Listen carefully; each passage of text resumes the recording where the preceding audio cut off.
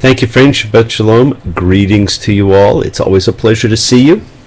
Hope you've had a fantastic week. The weather's gotten a little cold again, but, at least we now have spring and we are out of winter.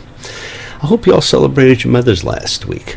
And I hope all you mothers were celebrated. Remember, people do not have to be alive to be celebrated or honored in your life. A part of their spirit, their influence, their memory, their souls stay with you and always will. Now, Ellen, I did not know that it would have been your mother's and your brother's birthdays, and I'm sure that's hard for you. But I know you feel them and see them and smile for them. Just as I am sure the anniversary of Mo's passing was difficult for everyone in his family. Loss is difficult. We can always come up with more things we wish we had said. So say them, because spirit never dies. Now, Catherine the Great said, I praise loudly, I blame softly. Something perhaps we can all learn to do. And friends, I learned a long time ago that in communicating, one needs to make I statements, not you statements, and that it's not what you say, but how you say it.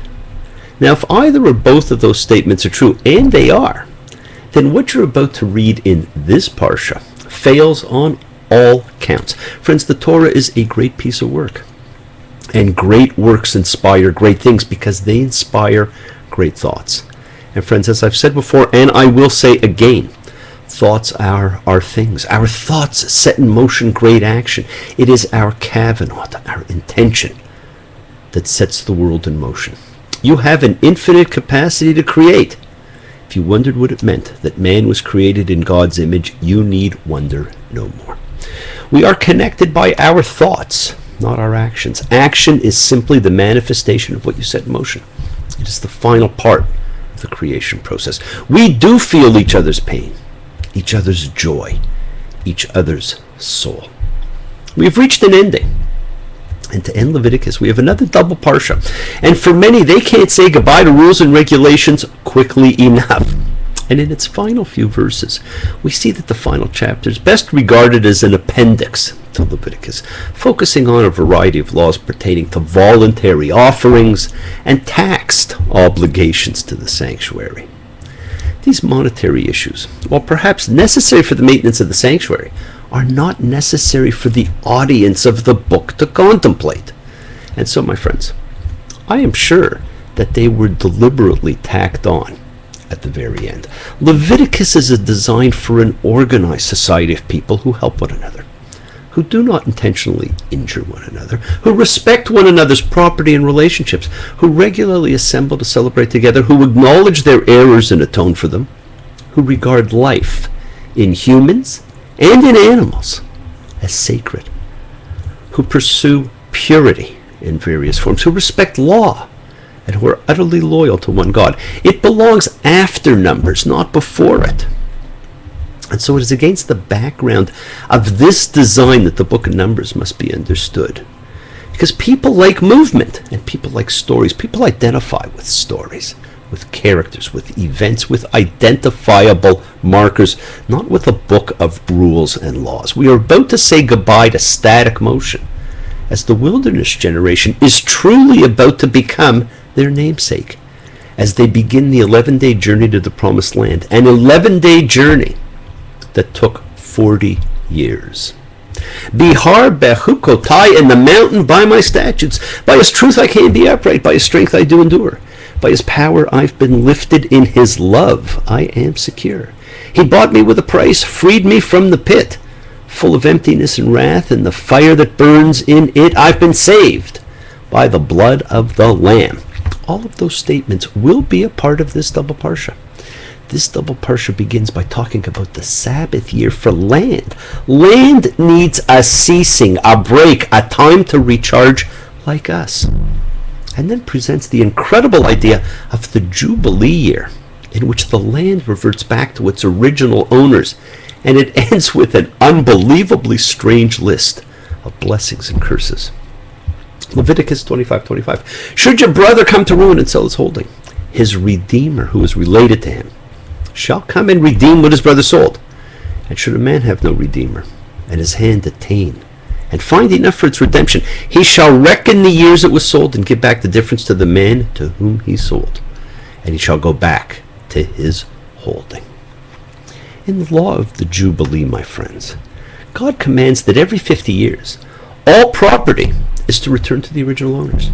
And this is fascinating, simply fascinating, because they're still at the foot of the mountain. So there is no land, and the land that does not exist has not even been distributed yet.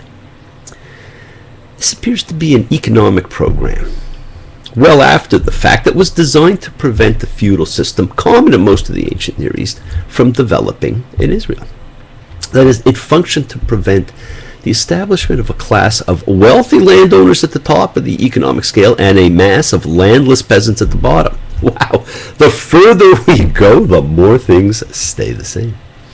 This whole idea about the return of land to its original, rightful owner is incredible on its own. But it was the term used, my friends, redeemer. What a powerful concept. To have someone stand as your redeemer. Like the powerful prayer said the night before Yom Kippur, calling for any who will stand as a redeemer for your atonement. Now, we had talked before about how the shift in law to account for more ethics and morals, was taking place in this book. And it's not just about the ritual anymore. So the law takes on this whole new dimension as it does become an ethical law. Now, an unfortunate Israelite need not feel degraded to be poor, nor ashamed to be pitied. Economic suffering is treated as a reality of life, as it still is, which one is required by law to remedy. The poor man can know that his brother is helping him because the system requires brothers to help one another, and that if the shoe were on the other foot, he would do the same for his brother. Wouldn't that be great to see man acting like that again? And friends, the land shall not be sold permanently, because as God says, the land is mine, because you are aliens and visitors with me. We need to understand, we do not own anything. We are merely caretakers of all that we have in this lifetime, all that we've been given. Even for the land, there is the underlying concept that we do not own it. It will be there long after we are gone, just as the truth will be here long after we have twisted its meaning. And when I read this parsha, I think of one of the things said by the great Pharaoh Amenhotep IV, probably one of the most interesting pharaohs of all, whose name was changed to Akhenaten, meaning effective for the Aten. And the Aten was conceived as the Lord, the creator, giver of life and nurturing spirit of the world. Aten cared for every creature and created all countries and all people. Now, Akhenaten was the father of Tutankhaten, who subsequently changed his name to Tutankhamen, King Tut, after the fall of the monotheistic Atenist religion and the reinstatement of the old multiple gods of Egypt. Now, there are many theories that Akhenaten may have been the historical Moses, and his writings certainly point to his monotheism. And the Exodus may have simply been his move of the capital to build a new one, but that's a whole other topic. Now, what he said was, the man who has lived in darkness his whole life does not understand the light. He calls it evil because it hurts his eyes. The Torah with its teachings is a book of light, and it can hurt your eyes, so be careful how you look at it. Now, in Leviticus 26:27, we come across possibly one of the strangest lists of blessings and curses of all time. But friends, it opens with a reminder we all need to keep in mind. I am the Lord your God. My Sabbaths you shall keep, and my sanctuary you shall revere. I am the Lord. My Sabbaths you shall keep, and my sanctuary you shall revere. Sacred time and sacred space, my friends. Since the first day of creation, the two things we need to keep in mind, and that keeps coming up again and again. Now, I don't know about you, but I've always been told that God loves us unconditionally. We talked last week about mothers, how mothers love us unconditionally, and that we should practice unconditional love. Something few got, and something very few probably give. Now, if you ever need more proof that this book of laws was a priestly edition, Look no further than this list of blessings and curses. It goes against everything we are taught, but feeds perfectly into the power of the priestly cult. We all know what a conditional statement is. If, then. If I fell in love with you, would you promise to be true and help me understand? Well, there's no helping here. If you do what I say, then these are your blessings. Rain, full crops and much food. The people will dwell securely. There'll be peace in the land. There'll be no one to terrify you. No evil beasts, no enemies. I, God, will live in your midst and walk around, like in the days of yore. I shall go about in your midst. You will be my people. I am the Lord your God who brought you out of the land of Egypt. Not bad. But if you don't do what I say, then he will direct panic, consumption, and fever against us. We will sow our seeds in vain. Enemies will eat our food, and God will set his face against us. We will suffer sevenfold all unpleasantries. Pestilence. We will have no satisfaction. That is, God will make sure I can't get no satisfaction. The bizarre and horrific, and you shall eat the flesh of your sons, and the flesh of your daughters you shall eat. He will destroy our cult places and turn towns to ruin. And the pièce de résistance. And you I will scatter among the nations. Exile, my friends, the greatest and most ongoing fear, and the one thing that, the people are still suffering from. See, friends, in the most conditional way possible, God says plainly enough, the people's fate will depend on whether they follow these laws or not. The blessings and curses provide for the eventuality of a variety of essential matters in the realms of nature, human relations, political ones particularly, and divine human relationships. But with that choice, hey, it's a no-brainer. It's based on a statement made in Leviticus 26:12. I shall be God to you, and you will be a people to me. That's the deal. The last blessing of the list echoes what is thought to be the wording of the marriage contract in ancient Israel. I shall be a husband to you, and you will be a wife to me, as well as the adoption ceremony. I shall be a parent to you, and you will be a son or daughter to me. I will be a God to you. Now, the blessings and curses are not rewards and punishments. They are a formal part of the biblical covenant. With parallels in legal contracts of the ancient Near East, they express the outcomes of fulfillment or non-fulfillment of the covenant's terms.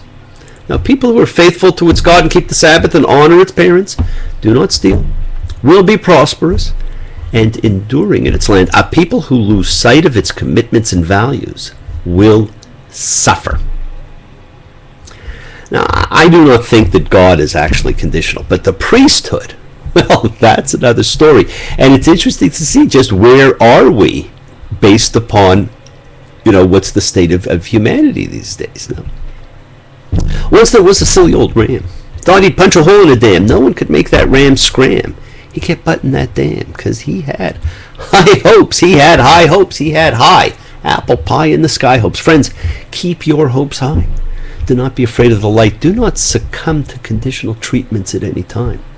The world is sacred, and so is everything in it. Express your gratitude.